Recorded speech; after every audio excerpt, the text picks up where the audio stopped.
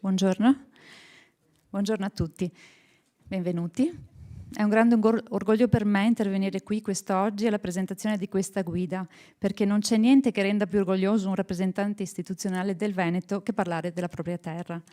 Una terra, lo sappiamo bene noi, essere una delle più sviluppate d'Italia ed Europa. Abbiamo aziende che esportano prodotti in tutto il mondo. Abbiamo studiosi e imprenditori che vengono qui per visitare le nostre città, questa, per esempio Venezia, in primis, o concludere importanti contratti di lavoro con le nostre aziende. Il mondo oggi viene in Veneto. Ma c'è stato un periodo nella millenaria storia del nostro popolo nel quale noi veneti siamo stati costretti a lasciare il nostro mondo, la nostra terra. Negli anni appena successivi all'Unità d'Italia, nelle terre patrimonio della nostra Serenissima si moriva, purtroppo anche di fame. Quando anche la polenta non bastò più, migliaia di famiglie, interi paesi decisero purtroppo di andarsene. Non fu una scelta volontaria, ma imposta, e per questo ancora più dolorosa e tragica. Partirono in milioni dal Veneto per sopravvivere e per la maggior parte la destinazione era il Sud America, in Brasile in particolare. In questa terra trovarono rifugio migliaia di veneti. Nelle navi i nostri antenati portarono i valori della propria patria, il sacrificio al lavoro, l'abnegazione, la resilienza, l'orgoglio di parlare una propria lingua, la loro bandiera. Basta andare ancora oggi in alcune regioni del Brasile per sentire parlare l'italiano, una lingua con molte parole del nostro Veneto, o visitare le città come Nova Padua, il cui nome richiama la nostra città del Santo. In queste città è facile trovare anche dei monumenti con i simboli della nostra gente. C'è un Veneto quindi qui in Italia, ma c'è un Veneto anche a migliaia di chilometri oltre l'oceano. 150 anni dopo la grande emigrazione veneta in Brasile, oggi il viaggio non muove più in una sola direzione, perché sono molti i nostri antenati che vengono alla ricerca delle loro radici. E come questa bellissima guida ci dimostra, il viaggio oggi non è più un itinerario professionale, ma di piacere. Il turismo che qui, tra Cali e Campielli, muove ogni anno milioni di visitatori e milioni di euro, è oggi una delle più importanti industrie del Veneto. E siamo certi lo può diventare anche il Brasile e le regioni di questo paese che centinaia di anni fa hanno accolto i nostri antenati. Ecco perché la guida di Giorgia Miazzo e Gianluca Parise quindi non è soltanto una mappa logistica di cosa vedere o quali piatti assaggiare, ma è molto di più. È un viaggio nel tempo, è una mappa emozionale nel Veneto d'oltreoceano, un Veneto nato 150 anni fa, nella sofferenza e nel nulla. Un Veneto lontano solo fisicamente da Venezia, un Veneto che questa guida ci avvicina, ricordando a tutti noi l'orgoglio per quegli antenati partiti anni fa e che noi non abbiamo mai dimenticato. Complimenti agli autori, Giorgia Miazzo e Gianluca Parise, per quest'opera e lascio loro la parola. Benvenuti. Buongiorno a tutti e ringraziamo per questo invito.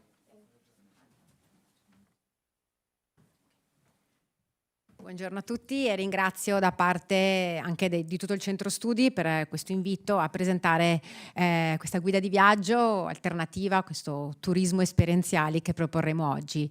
Chiamo l'assessore ai gemellaggi Alberto Lucetto a fare un saluto prima di iniziare. Grazie.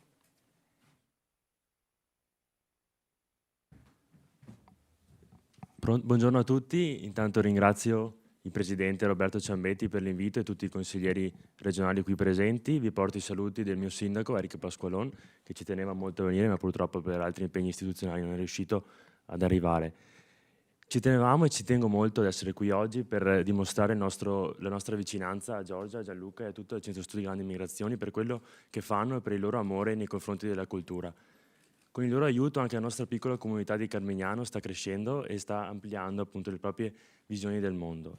E ringrazio anche perché assieme a loro stiamo costruendo dei lavori importanti nel nostro comune, ad esempio assieme a Giorgia stiamo cercando di costruire un corso per i nostri commercianti per imparare l'inglese anche a livello commerciale, che è sempre utile e comunque aiuta appunto a crescere la nostra comunità. Credo che questa sede del Consiglio sia la sede anche più giusta per rappresentare questa guida nel Brasile, perché quando nel Brasile e nel Sud America oltre a Carmignano ci sono molti cittadini veneti e l'identità veneta che Giorgia porta e conosce nel mondo è molto importante. Io ringrazio ancora tutti e complimenti ancora per il vostro amore nella cultura nel Brasile. Grazie. Chiedo gentilmente anche di fare un brevissimo saluto a Bruno Moretto, presidente dell'Associazione Veneziani nel Mondo.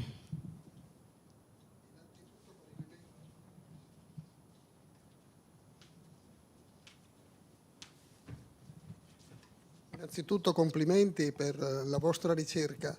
Andare nel sud del Brasile e parlare di Gianluca e di Giorgia è come parlare di amici da sempre. Quando si va e si frequentano le nostre comunità all'estero, sicuramente sono un punto di riferimento non solo istituzionale con le università, con i vari stati e i comuni, ma soprattutto con le famiglie.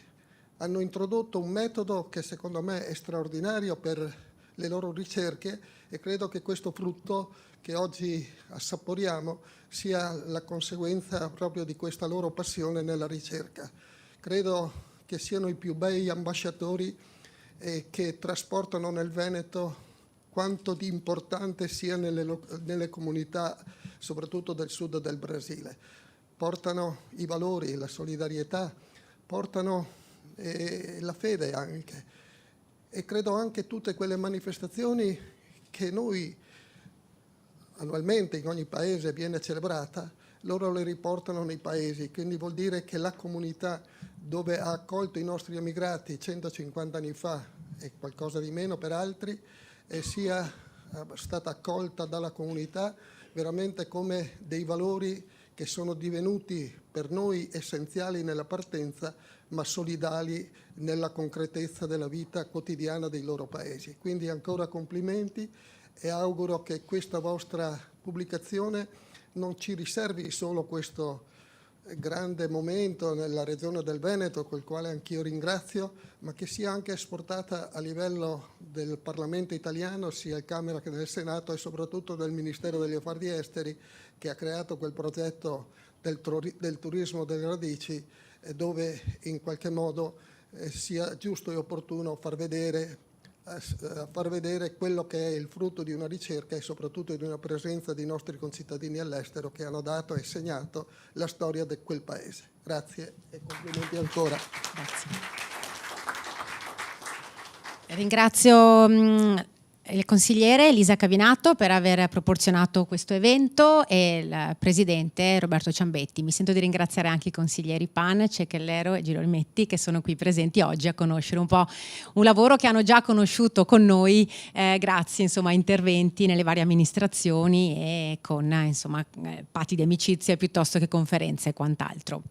Siamo qui oggi a raccontarvi di un taccuino di viaggi in realtà, perché sia io che l'architetto Parise viaggiamo in Brasile ormai da 20 anni, è un po' una seconda pelle e questi posti che conoscerete oggi, parti di essi sono in realtà tutti i luoghi che noi abbiamo visto, abbiamo vissuto e che fanno parte un po' anche di questa nostra ricerca sul campo e quindi un lavoro anche antropologico se vogliamo che ci ha permesso di vivere con le famiglie a 10.000 km di distanza, fare tanti altri chilometri con gli autobus, mangiare polenta, formaggio e salame a volte mattina, mezzogiorno e sera, ascoltare testimonianze all'inizio timide e poi molto intime di queste famiglie che raccontano spesso all'inizio di tragedie, difficoltà e che poi si trasformano anche in storie di orgoglio e di felicità rispetto a quello che hanno costruito oggi.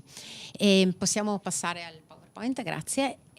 E questo è un po' uno degli ultimi eventi che hanno a che fare con il Festival delle Grandi Migrazioni, quest'anno è appunto la 4ª edizione e questo festival ha proprio la pretesa, insomma l'obiettivo di raccontare questa storia italo-veneta non solo da noi, in tutta Italia, in realtà anche con interventi in Puglia piuttosto che a Roma e quant'altro, ma anche proprio dall'altra parte del mare, per fare in modo che questi due mondi così lontani fisicamente possano sentirsi più vicini e possano camminare parallelamente. Per questo viaggio di sola andata iniziato appunto 150 anni fa, stiamo celebrando quest'anno i 150 anni delle prime navi che partono con questi viaggi della speranza che durano mesi e che approdano proprio in terra brasiliana. Quindi questo Brasile è anche una raccolta, non solo in questo caso cartacea, ma con fotografie storiche, con video, audio e ci auspichiamo anche che possa essere materiale utile anche per la regione del Veneto affinché sempre di più venga messa a disposizione questo materiale è fatto anche conoscere e condiviso anche nelle scuole, per esempio, che sono completamente ignare di questa storia. Un Brasile che conosciamo in realtà per spesso gli stereotipi televisivi piuttosto che l'agenzia di viaggio, e quindi con il samba, le belle spiagge, Rio de Janeiro, il carnevale e quello che è insomma il calcio e quant'altro. Un Brasile che in realtà ha un muro che spesso divide due mondi, ha appartamenti da 2 milioni di euro e dall'altra parte le famose famigerate favelas. Un Brasile che è un continente, perché quasi comprende 30 volte l'Italia, e all'interno abbiamo una interessantissima popolazione di origine africana, che è il risultato della grande schiavitù che finisce in Brasile solo nel 1888, ma poi anche i risultati delle comunità indigene che si sono anche meticciate con gli europei e con altri africani, dando anche razze nuove come quelle dei Caboclos e dei Cafusos. E poi sorprendentemente un Brasile di origine europea. Non sono solo italiani, non sono solo veneti, ma abbiamo la prima grande comunità, per esempio, che arriva di europei in queste terre, che è quella dei tedeschi, che stanno celebrando oggi, in questi giorni, in questi anni, 200 anni del loro arrivo, portando anche loro la cultura, non solo culinaria, ma anche della lingua. Si tutelano in Brasile il pomerano e l'insrukih, che sono 2 lingue locali proprio tedesche, insieme appunto diciamo agli italiani, polacchi, addirittura giapponesi, francesi, spagnoli e quant'altro. Un Brasile che conosciamo per essere uno dei grandi polmoni mondiali, con il Rio dell'Amazzone, il più lungo e il più largo al mondo, pensate 10.000 chilometri, la lunghezza che percorriamo da Roma a New York. E poi con patrimonio UNESCO, come questo è l'ultimo che ha acquisito dei 24 brasiliani come bellezze naturali, questi lenzuola maragnensi si chiamano, queste dune meravigliose insieme a dei fiumi mobili e le mangrovie che accompagnano questa realtà che sembra surreale. Però in Brasile non si gira in treno, si gira in autobus.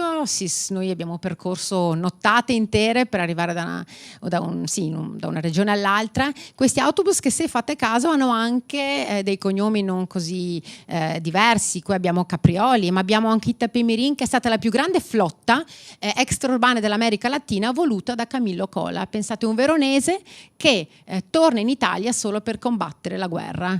Sarà una delle persone che riuscirà anche a dare una mano a sconfiggere i tedeschi a Monte Castello, e con il bottino che gli viene dato della medaglia di riconoscimento al ritorno inizierà questa sua imprenditorialità con gli autobus, e questa diventerà la storia anche di un veronese in Brasile. Si gira con addirittura anche con l'aereo, che è stata una delle ultime produzioni di questa azienda. Si gira con gli aerei interni, e quello che rimane della maglia ferroviaria costruita anche dai nostri migranti sono questi paesaggi meravigliosi di pochi chilometri che accompagnano anche le aree delle prime zone di emigrazione. Qui vedete questi paesaggi incredibili che diventano oggigiorno un turismo proprio ferroviario, da dove arrivano anche persone di San Paolo, per esempio, dell'Argentina, Uruguay, per conoscere un Brasile diverso, perché anche per loro essere di Rio de Janeiro o di Salvador de Bahia, conoscere il sud del Brasile è sicuramente una terra completamente diversa. Si viene accolti dalla Maria Fumassa, con il vapore, con i pinoli giganti al posto delle castagne, con il vin brûlé,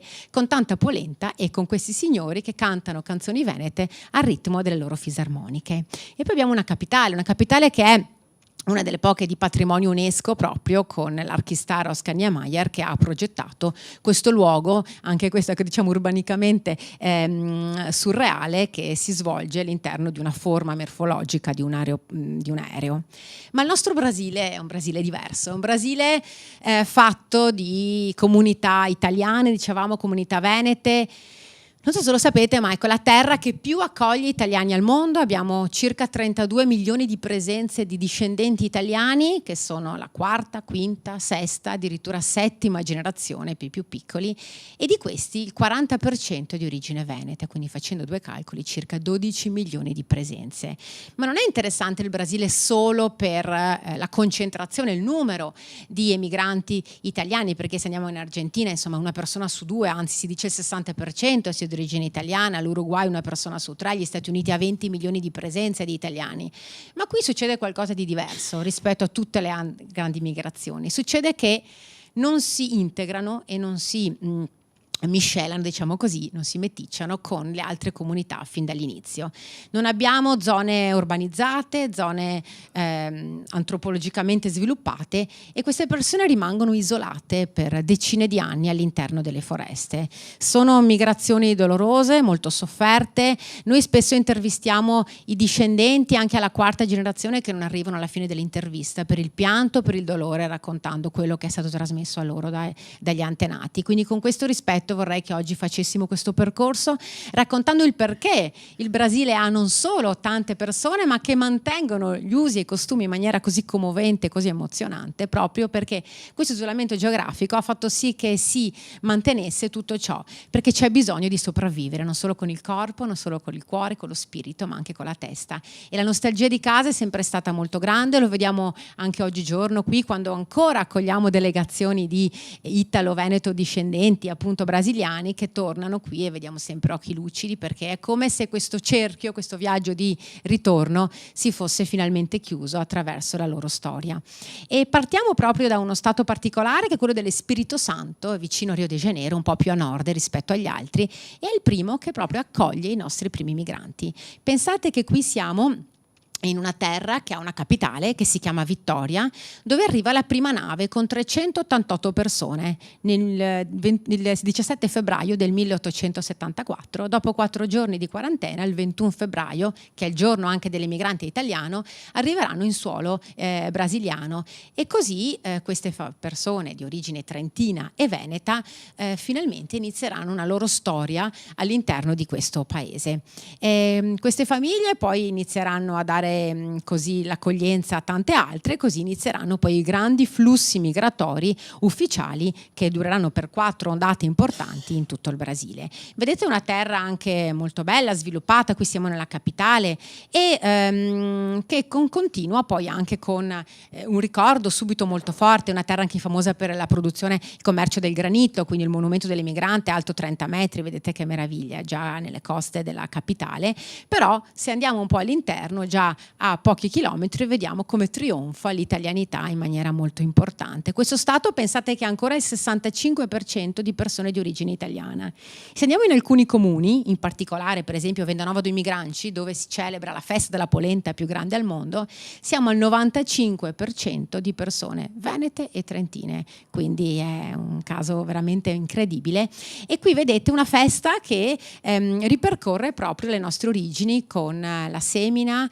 La festa della polenta sembra quasi una scritta da Hollywood, ma che aspettano ogni anno, proprio dalla settimana prossima, questo polentasso che accoglie ogni anno quasi 20.000 chili di polenta, attorno alla quale ci sono tante famiglie ancora che ricordano la propria casa, le proprie origini. Abbiamo la festa delle principesse, della regina, e attorno a questo progetto noi stiamo lavorando con una rete che si chiama Festa della Polenta nel Mondo, per unire proprio non solo le nostre feste venete, ma anche per esempio quelle di Arborea in Sardegna, ma anche quelle che troviamo in Europa, ma anche quelle che sono in Argentina, in Australia, fino appunto al nostro amato Brasile. Abbiamo appunto firmato un patto di amicizia domenica scorsa proprio a Castelmigno di Resana con questa grande comunità che accoglie questa grande festa e che insieme attorno a questo alimento ricorda un po' le sue origini. Qua siamo invece a San Paolo, adesso passo la parola anche all'architetto Parise che racconterà un po' di questa grande capitale commerciale che raccoglie veramente numeri incredibili. E pensate che San Paolo è la città con più discendenti italiani al mondo, si parla di circa 8 milioni di presenze. Quindi qui non sono solo veneti, sono italiani un po' di anche altre regioni. Si è perso sicuramente quel tessuto intimo che possiamo trovare in comunità più piccole, ma sicuramente una terra da esplorare e che racconta in molti dettagli anche molto di italianità. Abbiamo casi di eccellenza incredibili che adesso ci racconterà l'architetto. Benissimo, ringrazio Giorgia e noi adesso andiamo a continuare questo viaggio in Brasile, questo Grand Tour do Sul. È un nome che nasce richiamando i Grand Tour occidentali, no? Che si facevano in Europa. La nobiltà francese, inglese scendeva in Francia, scendeva in Italia, in Germania, proprio per conoscere le proprie origini, e questi Grand Tour formavano le menti, le culture, no? E anche il gusto artistico e l'attenzione verso il monumento, i lasciti del patrimonio storico, proprio attraverso questi viaggi. E quindi questo Grand Tour do Sul diventa questo percorso, questa volontà di reimparare a viaggiare, no? Da veneti in queste nuove terre, scoprendo questo mondo parallelo che sta vivendo in 150 anni di distanza, appunto, racconti che hanno unito tutte le famiglie del nostro territorio. Ecco, quindi Brasile vuole essere questa guida, una Lonely Planet, se volete, dell'emigrazione, Lonely Planet delle tradizioni venete, delle origini venete in Brasile. E dall'altro, ecco, conoscere quanto il Brasile non sia solo carioca, ma sia un Brasile europeo, sia un Brasile italiano e veneto, attraverso questo viaggio che ha permesso di definire 6 itinerari che raccontano appunto i 6 stati dove la maggior parte, insomma, dell'emigrazione italiana ha creato, insomma, questi paesi e città, come dice la canzone America America.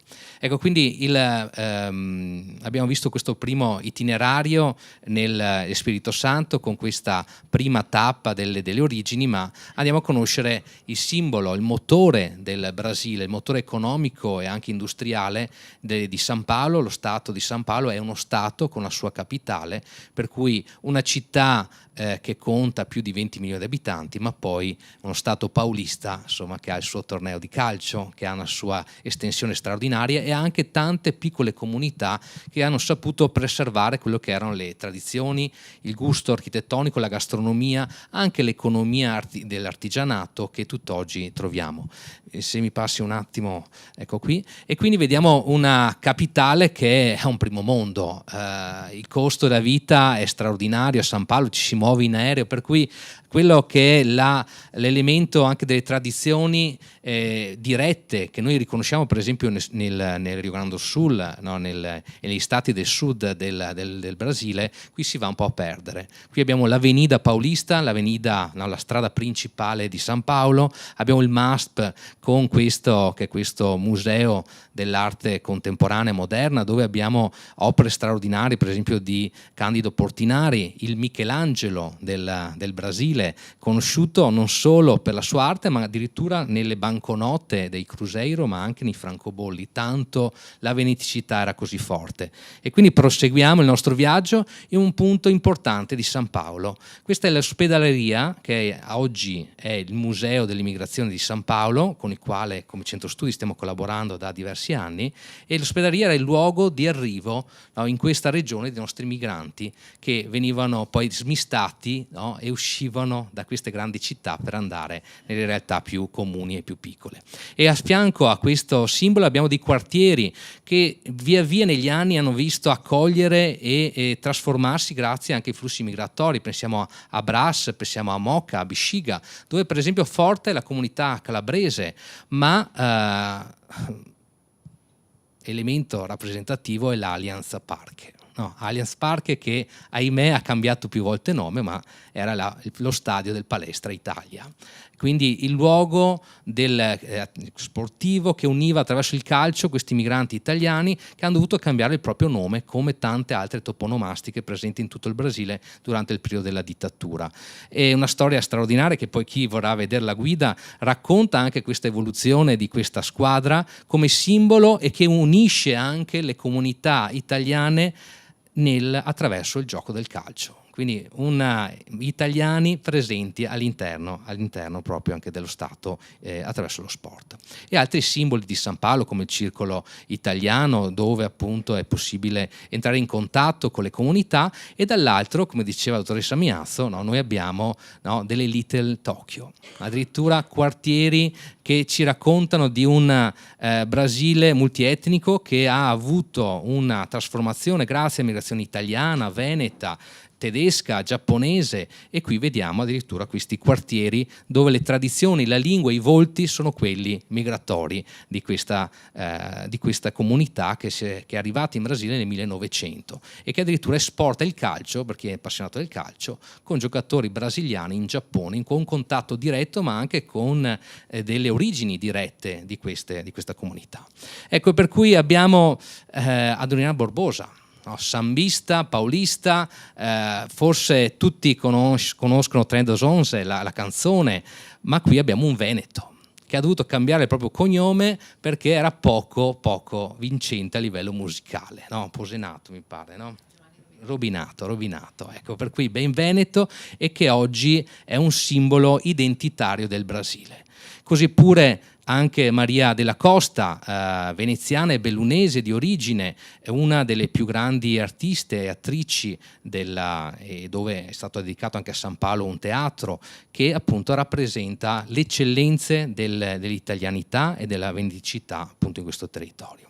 E poi ci scopriamo che uscendo dalla capitale troviamo Pedrinha Paulista, ecco, la Roma brasilera che troviamo in questi contesti, quindi con architetture, ville, palazzi eclettici che richiamano le tradizioni di identità italiana, ma poi se viaggiamo ancora un po' non andiamo in Olanda ma andiamo ad Olambra, dove addirittura la comunità, ma qui se viaggiate per il Brasile troverete spesso queste sorprese, ecco, ci si immerge nella comunità olandese con i propri mulini, i propri tulipani. Oggi un tempo, scusate, comunità povere, comunità di migranti, comunità che si sono inserite in un contesto veramente complesso, adesso diventano appunto comunità che promuovono turismo esperienziale, promuovono una nuova identità proprio anche all'interno stesso dello Stato brasiliano.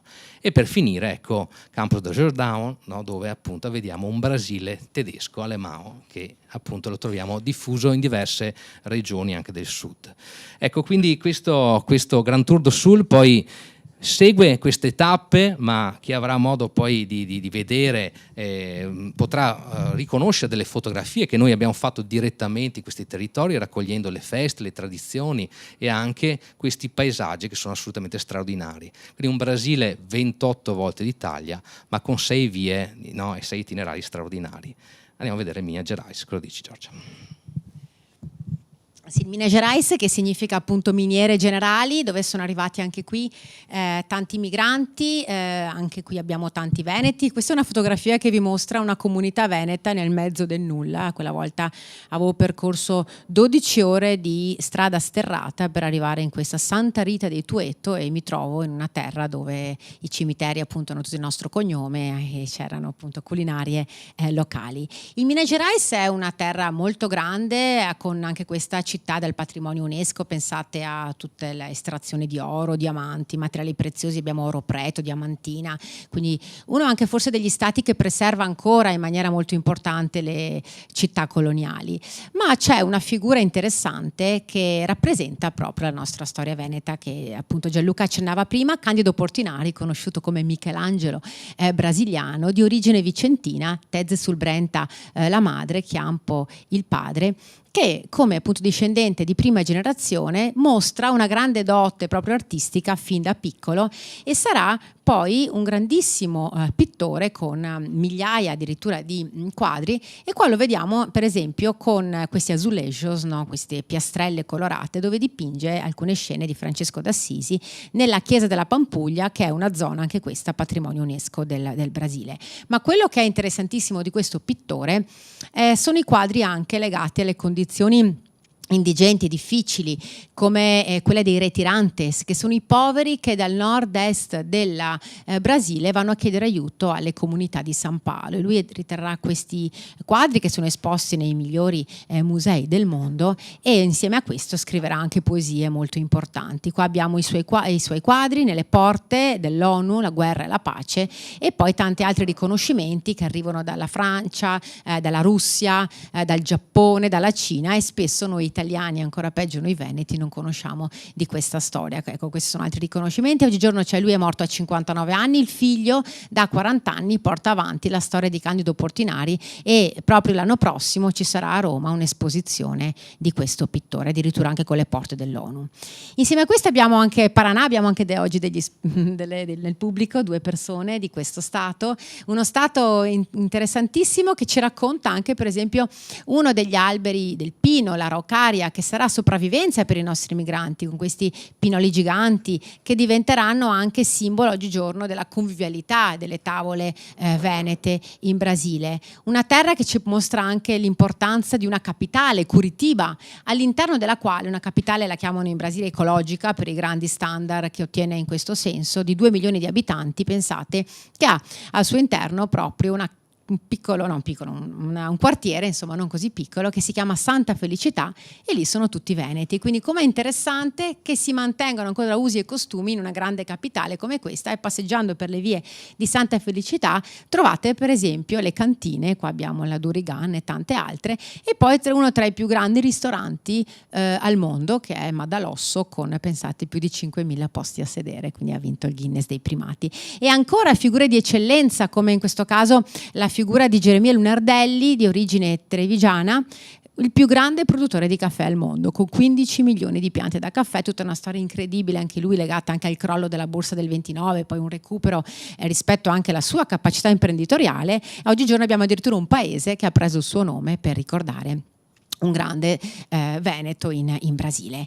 E poi lo stato di Santa Caterina, qua siamo nel cuore proprio della comunità veneta, sempre di più, stiamo andando appunto nella parte più meridionale, poi chiuderemo con lo stato del Rio Grande do Sul. Qua abbiamo questa immagine interessante, vedete scritto Nova Vicenza, ce ne sono tante, Vicenza, Padova, Treviso, ma se si gira un po' per questo Brasile senza fretta e si prende una macchina se ne scoprono altri. Qui arrivo in questa piccola comunità, vedete, e si intravede in fondo una chiesetta, e quella chiesetta si chiama Madonna di Monteberico, quindi pensate che interessante. Anche qui siamo ormai ai 150 anni per quanto riguarda il 2025, festeggiamenti, le celebrazioni delle grandi migrazioni, una grandissima capitale che è Florianopolis, con 42 spiagge, una più bella dell'altra, ma anche le montagne, la famosa Sierra, che vi porta a vedere disegni, a conoscere paesaggi davvero mozzafiato. La più grande comunità tedesca che si anche mescola con quella italiana, con i nostri toponomi, Nova Veneza, che ci accoglie con l'unica gondola che poi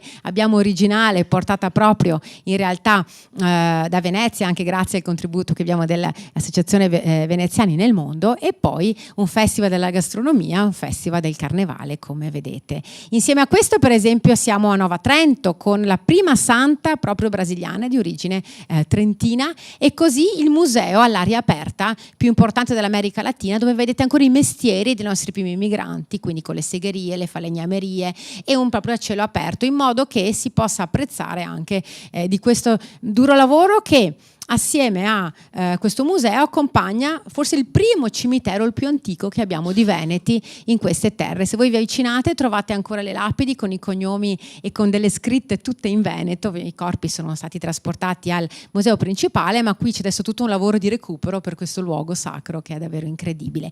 E insieme a questo un altro lavoro interessante che sarebbe da portare avanti è proprio quello dell'archivio dell'Unibave, pensate, con 250.000 documenti, lettere dei nostri migranti. Qui bisognerebbe starci per parecchio tempo e riscrivere forse, ecco, anche questo pezzo di storia. Qui trovate lettere firmate con le croci, trovate storie di grande dolore e trovate veramente tanto, e che non sono ancora state digitalizzate, e ahimè è un lavoro che si spera insomma possa essere fatto nel futuro. Faccio chiudere, so che siamo un po' corti con i tempi, con l'ultimo stato. So che qui ci sono persone che hanno molto a cuore, che hanno anche visitato come il consigliere, come Pan, che ha visto, no, Rio Grande do Sul, una terra che la chiamano l'8ª provincia veneta e che merita almeno, spero, 2 minuti di commento. Ecco, grazie. Ecco, Io direi indispensabile, ma oggi abbiamo visto altre 5 province venete che abbiamo in Brasile, ma forse ne avremo anche di più. Ecco, direi importantissimo quest'anno ricordare anche Rio Grande do Sul rispetto alle alluvioni che ci sono state presenti in questo anno, che ha messo anche in crisi poi tutto quello che è stato anche il sistema. È un paese che si sta anche ricostruendo, si sta lavorando molto, ma ecco un paese che ha tantissimi vicentini, bellunesi, padovani, trevigiani, veronesi, rodigini, ecco, con un viaggio che ci racconta di un paese infinito, con le sue montagne infinite, un matto vergine che è stato curato, disboscato, e qui vediamo addirittura questa vista dal Belvedere del Rio das Antas, che è proprio uno dei luoghi simbolo di questa alluvione che c'è stato quest'anno. E velocemente vediamo da sinistra in alto Nova Roma do Sul, a fianco dall'altra parte della vallata abbiamo Nova Padua, ecco, e quindi questi sono i territori che i nostri veneti sono riusciti a costruire, plasmare e dando un'identità forte, no? Con la toponomastica sia nelle città ma anche nei ristoranti, nelle attività ricettive, proprio perché l'Italia e il Veneto era forte in queste comunità ed era presente. Qui velocemente vediamo Antonio Prado, un centro storico con edifici tombati, no? Quindi conservati, no? È definita la città più italiana del Rio Grande do Sul, dove vediamo la tipologia delle architetture. E in alto, per esempio, qui siamo vicino a Jaguari, una Monteberico, ecco, che con un'idea anche romantica, malinconica, ci fa vedere come il tempo passa, no? E come il credo, che era l'elemento centrale di queste comunità, poi si trasforma assieme a questi territori. E velocemente Bento Gonçalves con la sua pipa di vino, questo portale con la botte di vino, o la chiesa con le vetrate istoriate, con le parabole appunto che riprendono il tema del vino. Alcuni progetti straordinari di sviluppo del turismo, come Cammino di Pedra, recupero architettonico assieme a una proposta, diciamo, ricettiva per il territorio. E ricordiamo un Rio Grande do Sul che ospita quasi 500.000 turisti all'anno, quindi è un turismo interno importante, è un turismo anche italiano, veneto, che sta scoprendo, e anche questa pubblicazione vuole aiutare a scoprire, no, la grandezza di queste pagine di storia, ma anche queste pagine turistiche. Alcuni musei, c'è un lavoro importante, e poi la celebrazione, no, dell'artigianato, il filò da una parte, le sporte di paglia, i cappelli, e a livello di ricerca storica vediamo un canale diretto tra le nostre economie rurali dell'inizio secolo del Novecento e quelle che si sono portate di là. Quindi un'esperienza straordinaria questo Brasile. Io vi invito a conoscerlo con gli occhi di 2 persone che hanno viaggiato molto, che sono entrate nelle comunità, nelle famiglie, hanno, diciamo, anche accolto tante confidenze e stanno proponendo appunto un Brasile diverso, direi straordinario, che ci permette di appunto raccontare 6 realtà straordinarie che vi invito a conoscere e a viaggiare. A voi.